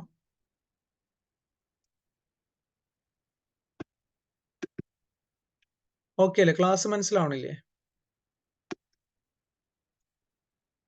എല്ലാവരും ഇല്ലേ ഇവിടെ? മനസ്സിലാവുന്നില്ലേ? ഞാൻ ഭയങ്കര സ്ലോയിലാണ് എടുക്കുന്നത്, എക്സ്പ്ലെയിൻ ചെയ്യാൻ സ്ക്രീൻ ആയതുകൊണ്ട് ചെറിയ ബുദ്ധിമുട്ടുണ്ട്. ഒന്ന് മെസ്സേജ് ചെയ്യണേ.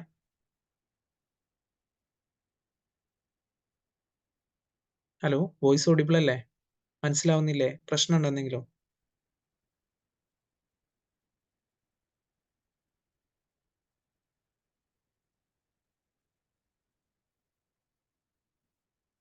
ഓക്കെ, ഞാൻ പ്രൊസീഡ് ചെയ്യണം. ആരും ഒന്നും പറയുന്നില്ല.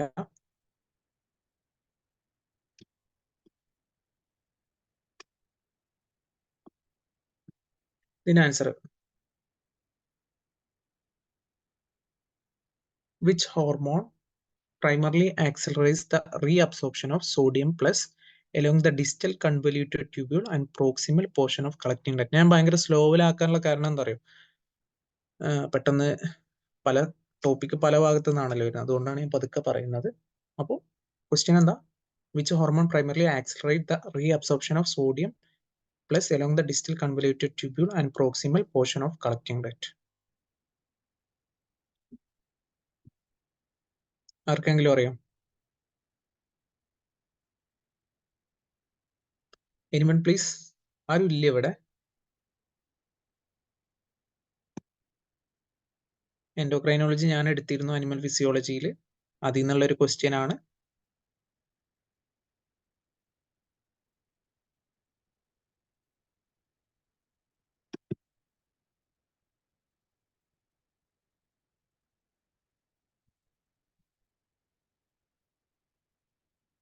ഇതിന് ആൻസർ വരുന്നത് അൽഡോസ്റ്റിറോൺ ആണ് കേട്ടോ.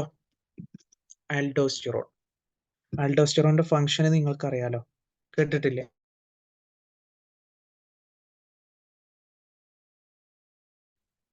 ആൽഡോസ്റ്റിറോൺ ഉണ്ട്, ADH ഉണ്ട്. ആൽഡോസ്റ്റിറോൺ ആണ് ഇതിന് ആൻസർ വരുന്നത്. അതായത് ആൽഡോസ്റ്റിറോൺ നമ്മളെ കിഡ്നിയിലാണല്ലോ റിലീസ് ചെയ്യുന്നത്. ഗ്ലൂക്കോകോർട്ടിക്കോയിഡ്സ്, മിനറാലോ കോർട്ടിക്കോയിഡ്സ് ഒക്കെ നിങ്ങൾ കേട്ടിട്ടുണ്ടോ? അപ്പോൾ ആൽഡോസ്റ്റിറോൺ റിലീസ് ചെയ്ത് കഴിഞ്ഞാൽ എന്ത് സംഭവിക്കും? നമ്മളുടെ ഡിസ്റ്റൽ കൺവല്യൂട്ടഡ് ട്യൂബുകളും അതുപോലെ കളക്റ്റിംഗ് ഡക്റ്റ് എന്നൊക്കെ സോഡിയത്തിനെ റീഅബ്സോർബ് ചെയ്യും. അതോടുകൂടി തന്നെ വാട്ടറിനെ റീഅബ്സോർബ് ചെയ്യുന്നുണ്ട്. പിന്നെ ഉള്ളിൽ കിടക്കുന്ന കേപ്ലസ് ഉണ്ടല്ലോ, വേണ്ടാത്ത കേപ്ലസ്, അത് ഈ ട്യൂബിലേക്ക് തള്ളുകയും ചെയ്യുന്നുണ്ട്. ആരാണ് ചെയ്യുന്നത്? ആൽഡോസ്റ്റിറോൺ. ADHന്റെ പ്രത്യേകത എന്താ? ADH ഒക്കെ നിങ്ങൾ കേട്ടിട്ടുണ്ടാവും. ADHന്റെ പ്രത്യേകത എന്താ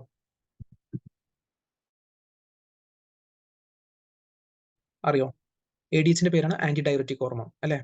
ഇവരെന്താ ചെയ്യുന്നത്? Primarily act on the collecting duct of kidney അല്ലെ. കിഡ്നിയുടെ കളക്ടിംഗ് ഡക്റ്റിലാണ് ആക്ട് ചെയ്യുന്നത്. എന്തിനാണ്? To increase the reabsorption of water. വെള്ളത്തെ റീഅബ്സോർബ് ചെയ്യും. നിങ്ങൾ കേട്ടിട്ടില്ലേ ഡയൂറസിസ് എന്ന് പറഞ്ഞിട്ടുള്ള അസുഖം കേട്ടിട്ടില്ലേ? ഓക്കെ,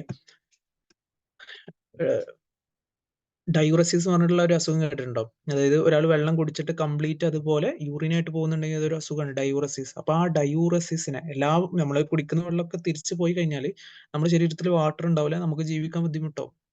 അപ്പൊ അതിനെ തടയുന്ന ഒരു ഹോർമോണാണ് ആന്റി ഡയററ്റിക് ഹോർമോൺ. ഇവരെന്താ കാര്യമായിട്ട് ചെയ്യുന്നത്? റീഅബ്സോർബ് ചെയ്യാണ്, വെള്ളത്തെ റീഅബ്സോർബ് ചെയ്യാണ്. ഓക്കെ, അതുകൊണ്ടാണ് നമ്മളുടെ യൂറിനൊക്കെ എന്ത് ചെയ്യുന്നത്? കോൺസെൻട്രേറ്റ് ചെയ്യപ്പെടുന്നത്. അപ്പൊ അതിന് ആൻസർ വരുന്നത് അൽഡോസ്റ്റിറോൺ ആണ്. ഓക്കെ, ഇതിന് ആൻസർ ശരിക്കേ ഇതിപ്പോ ആരാ എടുത്തിട്ടുണ്ടാവുക എന്ന് എനിക്കറിയില്ല. എടുത്തിരിക്കണം.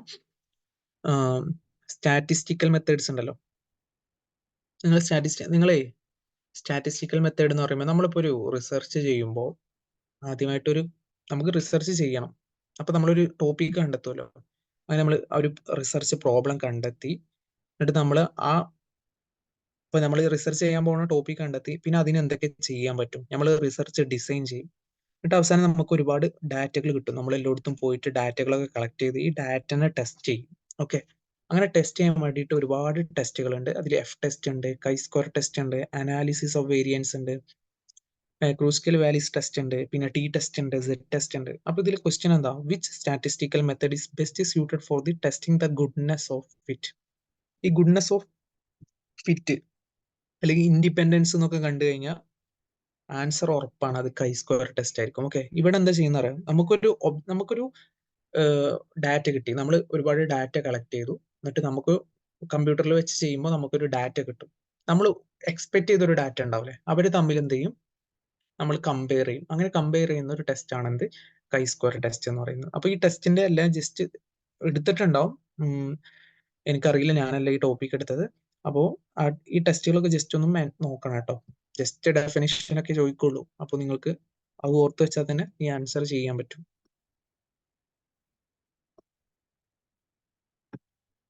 New coop centre is formed by the accumulation of new coop centre. New coop centre കേട്ടിട്ടില്ല നിങ്ങൾ? ഇപ്പോ ഉദാഹരണത്തിന് സീനോപ്പസ് എടുത്തു. സീനോപ്പസ് പറയുമ്പോൾ ഒരു ഫ്രോഗ് എടുത്തു. ഫ്രോഗിൽ ന്യൂ കൂപ്പ് സെന്റർ ഫോം ചെയ്യുന്നുണ്ട് അല്ലെ, ന്യൂ കൂപ്പ് സെന്റർ. അപ്പൊ ന്യൂ കൂപ്പ് സെന്റർ ഫോം ചെയ്യുമ്പോൾ അതിനെ സഹായിക്കുന്ന ഒരുപാട് ഫാക്ടറുകൾ ഉണ്ട്. DB വിഷ്ണു സാറാണ് എടുത്തിട്ടുണ്ടായിരുന്നത്. സാറ് പറഞ്ഞിട്ടുണ്ടാവും എല്ലാ കാര്യങ്ങളും. അപ്പൊ അതിൽ ഒരുപാട് ഫാക്ടറുകൾ ഉണ്ട്. ഓക്കെ, അപ്പൊ ഇതിന്റെ ആൻസർ എന്താ വരുന്നത്? അറിയോ ആർക്കെങ്കിലും?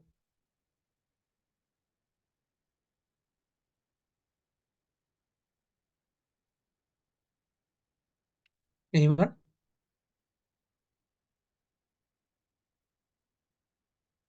ഇതിന് ആൻസർ വരുന്നത് ബീറ്റ കാറ്റനിയാണ്. എന്താ വരുന്നത്? ബീറ്റ കാറ്റനിൻ.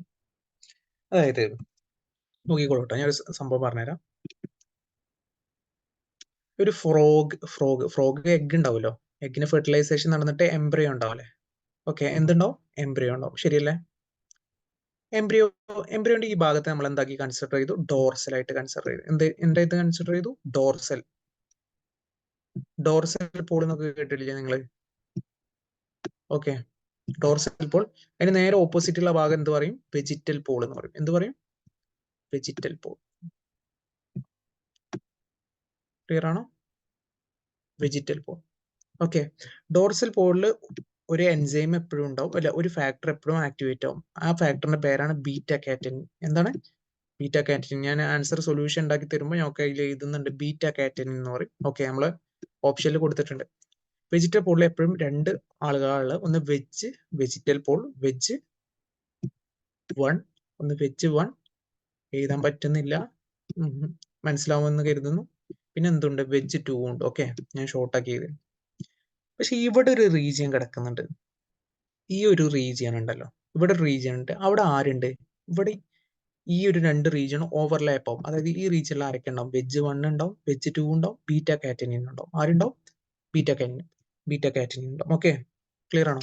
അതായത് ഇവിടെ ഒരു റീജിയൻ കിടക്കുന്നുണ്ട്, ഡോർസൽ സൈഡിന്റെ താഴെയായിട്ട് ഒരു റീജിയൻ കിടക്കുന്നുണ്ട്. അവിടെ ഓവർലാപ്പിംഗ് സംഭവിച്ചിട്ടുണ്ട്. അപ്പൊ ആരൊക്കെ ഉണ്ടാവും? ബീറ്റ കാറ്റനിൻ ഉണ്ട്, വെജ് 1 ഉണ്ട്, വെജ് 2 ഉണ്ട്. ഓക്കെ, ക്ലിയർ ആണോ? അപ്പൊ ഈ ഒരു റീജിയനിൽ XNR എന്ന് പറഞ്ഞിട്ടുള്ള ഒരു പ്രോട്ടീന് ആക്ടിവേറ്റ് ആവും. ഈ റീജിയനിൽ XNR പറഞ്ഞിട്ടുള്ള ഒരു പ്രോട്ടീന് എന്താവും? നന്നായിട്ട് എക്സ്പ്രസ് ചെയ്യും. ഈ ഓവർലാപ്പിംഗ് റീജിയനിൽ മാത്രം കേട്ടോ. ഓക്കെ, XNR എന്താവും? ആക്ടിവേറ്റ് ചെയ്യപ്പെടും. ഈ XNR നന്നായിട്ട് എക്സ്പ്രസ് ചെയ്യുമ്പോൾ ഇവര് ആരെ ഇൻഡ്യൂസ് ചെയ്യും? സ്റ്റിമുലേറ്റ് ചെയ്യും. ആരെ ഇൻഡ്യൂസ് ചെയ്യും? ഡോർസൽ ഓർഗനൈസർ എന്ന് പറഞ്ഞിട്ട് ഒരു സാധനമുണ്ട്. Dorsal D organiser. Dorsal organiser എന്ന് പറഞ്ഞിട്ടുള്ള ഒരു സംഭവമുണ്ട്, അതിനെ ആക്ടിവേറ്റ് ആക്കും. ഓക്കെ, ഓർഗനൈസർ ഫുൾ ചെയ്തേ. അപ്പൊ ഈ ഡോർസൽ ഓർഗനൈസർ ആരെ ആക്ടിവേറ്റ് ആക്കും? ന്യൂക്ലിയർ സെന്ററിനെ ആക്ടിവേറ്റ് ആക്കും. അപ്പൊ ഇവിടെ ആരാണ്? മൂന്നാൾ റോൾ ചെയ്യുന്നുണ്ട്. വെജ് 1 ഉണ്ട്, വെജ് 2 ഉണ്ട്, പിന്നെ ആരുണ്ട്? ബീറ്റ കാറ്റനിൻ ഉണ്ട്. ബീറ്റ കാറ്റനിൻ ആണ് ഭയങ്കര ഇമ്പോർട്ടന്റ് റോൾ. ഇവരുള്ളത് കൊണ്ടാണ് ന്യൂക്ലിയർ സെന്റർ. മൂന്നാളും ഉണ്ട്, പക്ഷെ മെയിൻ റോൾ ആർക്കാണ്? ബീറ്റ കാറ്റനിൻ ആണ്. അപ്പൊ ഇതിന്റെ ആൻസർ വരുന്നത് ബീറ്റ കാറ്റനിൻ ആണ്. ഓക്കെ,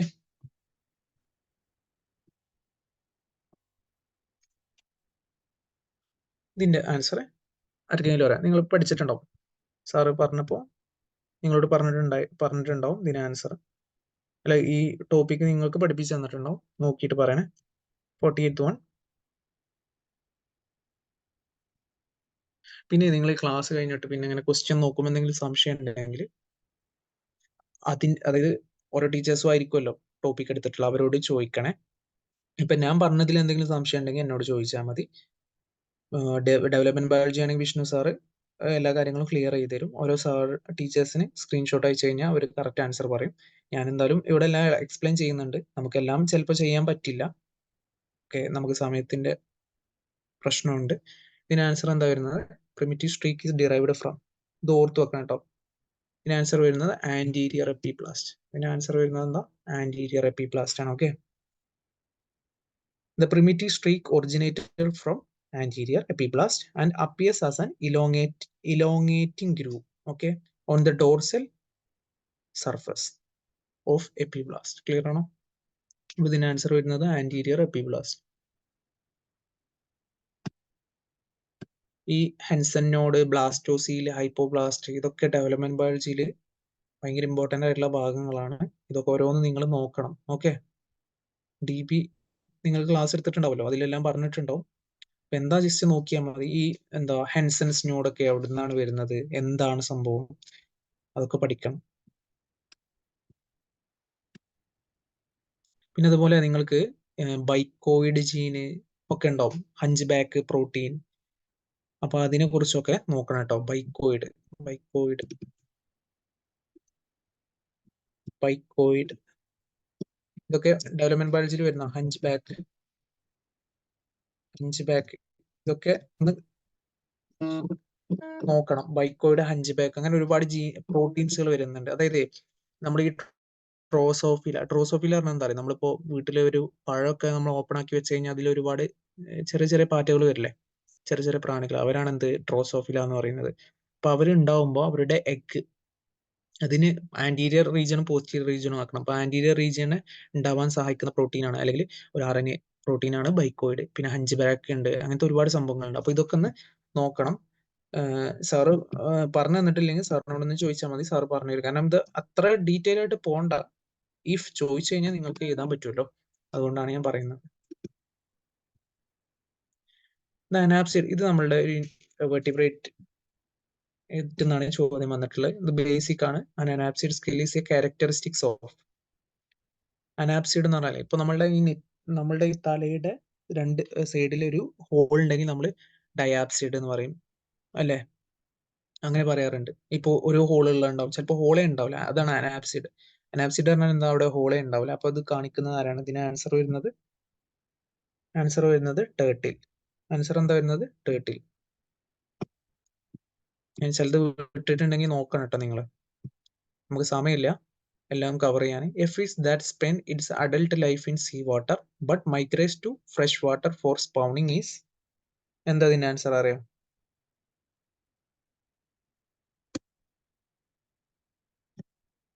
അറിയോ എനിവൺ?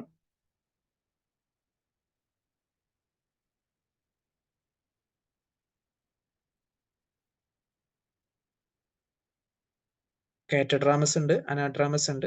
ഇതിന് ആൻസർ വരുന്നത് ഇവിടുന്ന് അവിടുന്ന് സീ വാട്ടറിലാണ് അവർ എന്ത് ചെയ്യുന്നത്, ജീവിക്കുന്നത്. പക്ഷെ സ്പൗണിങ് ആണ് എന്താ, നമ്മൾ എന്ത് ചെയ്യുക, കുഞ്ഞുങ്ങളെ പ്രസവിക്കാൻ വേണ്ടിയിട്ട് എവിടേക്ക് പോകും? ഫ്രഷ് വാട്ടറിലോട്ട് പോകും. ഇതിന് ആൻസർ വരുന്നത് അനാഡ്രാമസ് ആണ്. കാറ്റഡ്രാമസ് എന്ന് പറഞ്ഞാൽ നേരെ ഓപ്പോസിറ്റാ. It is the fish species that migrate from fresh water. അതായത് ഫ്രഷ് വാട്ടറിലാണ് അവർ ജീവിക്കുന്നത്, എന്നിട്ട് എവിടേക്ക് പോകും? കടലിലോട്ട് പോകും. എന്തിനു വേണ്ടിയിട്ട്? സ്പോണിങ്ങിന്. അങ്ങനത്തെ ആളുകൾക്ക് നമ്മൾ കാറ്റഡ്രാമസ് എന്ന് പറയും. ഓക്കെ, ക്ലിയർ ആണോ? ഇതിന്റെ ഈ കാറ്റഡ്രാമസ്, അനാഡ്രാമസ്, ലിംനോഡ്രാമസ്, ഇതിന്റെ എക്സാമ്പിൾസ് നോക്കണം കേട്ടോ. ചിലപ്പോൾ എക്സാമ്പിൾ ചോദിക്കും, നിങ്ങളോട് എക്സാമിന് ചോദിക്കും. സീലാംബ്ര ഉണ്ടല്ലോ, അത് എന്തിന്റെ എക്സാമ്പിൾ ആണ്, അല്ലെങ്കിൽ സാൽമൺ എന്തിന്റെ എക്സാമ്പിൾ ആണ് ചോദിക്കും. അപ്പൊ എക്സാമ്പിൾസ് ഒക്കെ ഒന്ന് നോക്കണേ. Free swimming ciliated larva of human liver fluke. ഇതിന് ആൻസർ എന്താ? ആർക്കെങ്കിലും അറിയാം? ഇതെല്ലാവരും പഠിക്കുന്നതാണ്. ഫാസിയോള ഹെപ്പാറ്റിക്ക എന്ന് പഠിച്ചിട്ടില്ലേ നിങ്ങളെ? ഫാസിയോള ഹെപ്പാറ്റിക്ക, അതിനാണ് നമ്മൾ എന്ത് വിളിക്കുന്നത്? Liver fluke, human liver fluke എന്ന് വിളിക്കുന്നത്. ഇതിന് ആൻസർ അറിയാം ആർക്കെങ്കിലും?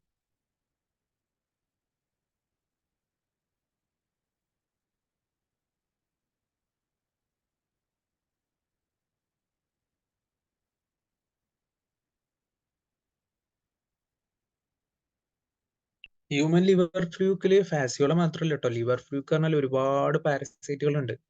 Okay, Fasciola. ഓക്കെ, അപ്പൊ ഇതിന്റെ ആൻസർ വരുന്നത് മിറാസിഡി ആണ്. ആൻസർ വരുന്നത് മിറാസിഡി.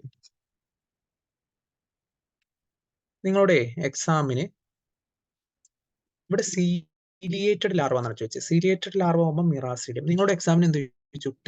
ടെയിൽഡ് ലാർവ എന്ന് ചോദിച്ചു. ടെയിൽഡ് ലാർവ എന്ന് പറയുമ്പോൾ സർക്കേരിയ. ഈ സർക്കേരിയന്റെ സ്ട്രക്ചർ ഒക്കെ അറിയാലേ? ഇതിപ്പോ ഒരു ലാർവയാണെങ്കിൽ അതിനിങ്ങനെ ഒരു ടെയിൽ ഉണ്ടാവും, ഇങ്ങനെ ഒരു ടെയിൽ ഉണ്ടാവും, മനസ്സിലായോ? ഒരു വി ഷേപ്പ് ടെയിൽ ഉണ്ടാവും. അപ്പൊ ഇതൊക്കെ നിങ്ങളൊന്ന് നോക്കണം, ബേസിക് ആയിട്ടുള്ള കാര്യങ്ങളാണ്. ഓക്കെ, അപ്പൊ ഇതിന് ആൻസർ വരുന്നത് മിറാസിഡിയം. ക്ലിയർ ആണോ?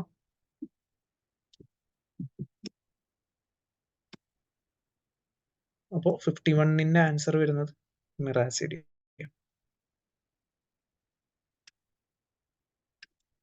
ഇപ്പൊ നിർത്താട്ടോ, നമ്മളിപ്പോ വൈൻഡപ്പ് ചെയ്യും.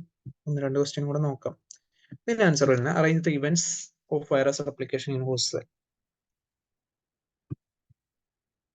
52ന്റെ ആൻസർ ആർക്കെങ്കിലും അറിയാം?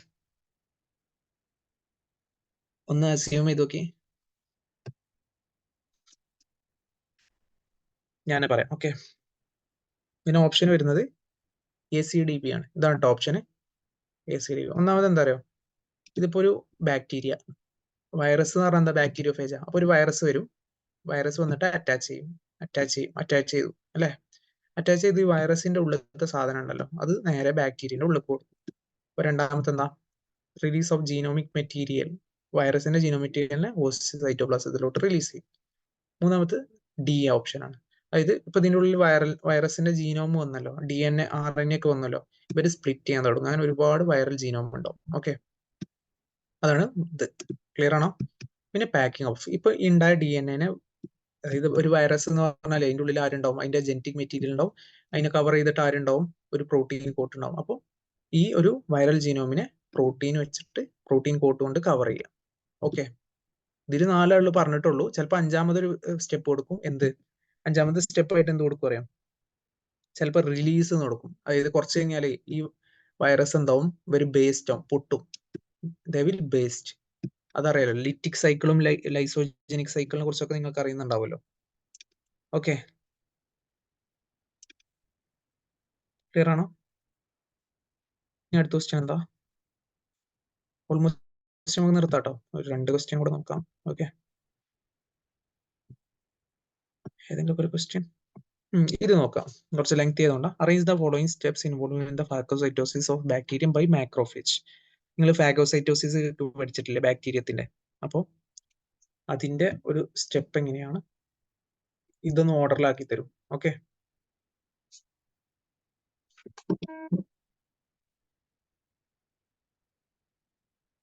ആർക്കെങ്കിലും അറിയാം?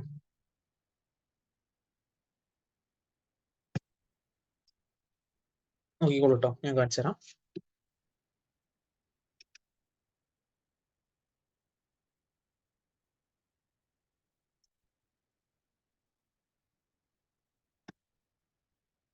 ഇല്ല, സോറി.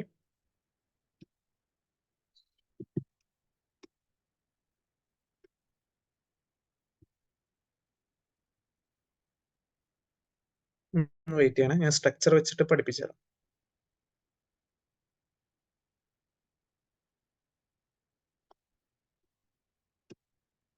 ഫാഗോസൈറ്റോസിസ് നടക്കുന്ന ആദ്യം ഒരു ബാക്ടീരിയ വരും അല്ലെ. ഇവിടെ ബാക്ടീരിയ ഫാഗോസൈറ്റോസിസ് സെല്ലുണ്ടാവും. ബാക്ടീരിയ വന്നിട്ട് ഇതിന്റെ റിസപ്റ്റർ പോയി അറ്റാച്ച് ചെയ്യും. അറ്റാച്ച് ചെയ്തതിനു ശേഷം ഇതൊരു ഫാഗോസോം ആയിട്ട് മാറും അല്ലെ. ഇവിടെ ലൈസോസോം എടുക്കുന്നുണ്ടാവും. ഈ ഫാഗോസോമും ലൈസോസോമും ഫ്യൂസ് ചെയ്ത് അതിനെന്ത് വിളിക്കും, ഫാഗോ ലൈസോസോമാവും. ഓക്കെ, എന്നിട്ട് ഇവിടെ ഇതിന്റെ ഉള്ളിൽ ലൈസോസോമിന്റെ ആക്ടിവിറ്റി നടന്നിട്ട് ഇതിനെ ഡീഗ്രേഡ് ചെയ്തിട്ട് അത് പുറത്തോട്ട് സോലിബിൾ ഡബ്രിസ് ആയിട്ട് പുറത്തോട്ട് തള്ളും അല്ലെ. അതാണ്, അങ്ങനെയാണ് വരുന്നത്. ശരിയല്ലേ? മനസ്സിലായോ? അപ്പൊ നമ്മള്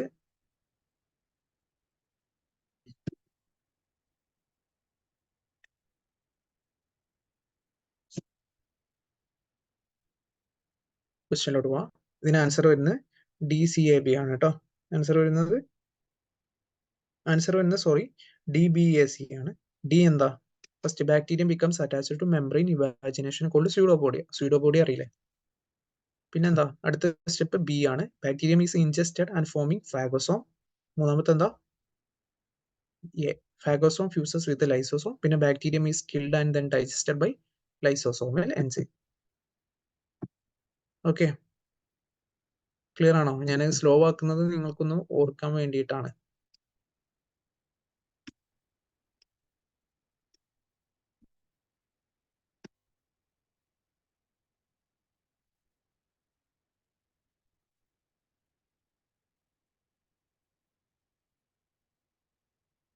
മെറ്റമോർഫോസിസ് എന്ന് ഞാൻ പറയുന്നത്, നമുക്ക് വേറൊരു സിമ്പിൾ ഇത് ചെയ്തു. Okay, during oogenesis the following events occurs in sequence.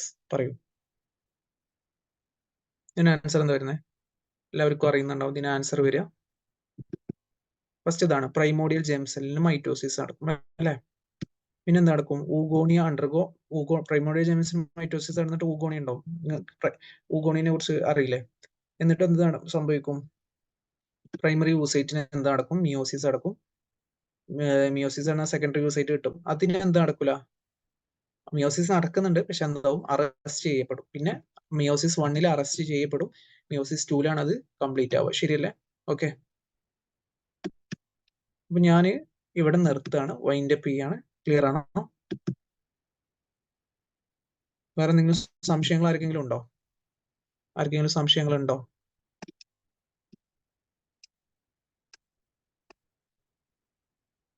Anyone? നമുക്കിവിടെ വൈൻഡപ്പ് ചെയ്യാം. 1 മണിക്കൂറാണ് നമുക്ക് തന്നിട്ടുള്ള സമയം. എന്തെങ്കിലും സംശയം ഉണ്ടെങ്കിൽ അതിൻ്റെതായിട്ടുള്ള ടീച്ചേഴ്സിനോട് ചോദിച്ചാൽ അവർ ക്ലാരിഫൈ ചെയ്ത് തരും കേട്ടോ. എന്ത് സംശയം ഉണ്ടെങ്കിലും അവർ ക്ലിയർ ആക്കി തരും. നിങ്ങൾക്ക് വേണമെങ്കിൽ ഇത് നോക്കാം കേട്ടോ. കണ്ടോ, ഊഗോണിയത്തിന് മൈറ്റോസിസ് നടക്കും, ടോട്ടൽ ഊഗോണി ഉണ്ടാവും. ഊഗോണി എന്ന് പറഞ്ഞാൽ primordial germ cell, stem cell പറഞ്ഞാൽ പ്രൈമോഡിയൽ ജേം സെല്ല് നമുക്ക് പറയാൻ പറ്റും. ഓക്കെ, അതിന് നടന്നിട്ട് പ്രൈമറി യൂസൈറ്റോ, പ്രൈമറി യൂസൈറ്റിന് മിയോസിസ് 1 നടന്നിട്ട് ഒരു പോളർ ബോഡിയും സെക്കൻഡറി യൂസൈറ്റും ഉണ്ടാവും. ഇത് മിയോസിസ് 2 സെക്കൻഡ് പോളർ ബോഡിയും. ഇവിടെ എന്ത് നടക്കും, ഇവിടെ എന്ത് സംഭവിക്കുന്നുണ്ട്, അറസ്റ്റിംഗ് നടക്കുന്നുണ്ട്. പിന്നെ ഒരു സ്പേം വരുമ്പോഴാണ് അവിടെ മിയോസിസ് 2 കംപ്ലീറ്റ്, രണ്ടാമത്തെ മിയോസിസ് എന്ത് ചെയ്യുന്നത്, കംപ്ലീറ്റ് ചെയ്യുന്നത്. ഓക്കെ, ക്ലിയർ ആണോ? അപ്പൊ ഞാനിവിടെ വൈൻഡ് അപ്പ് ചെയ്യാണ്. എന്തെങ്കിലും സംശയങ്ങൾ ആർക്കെങ്കിലും ഉണ്ടോ?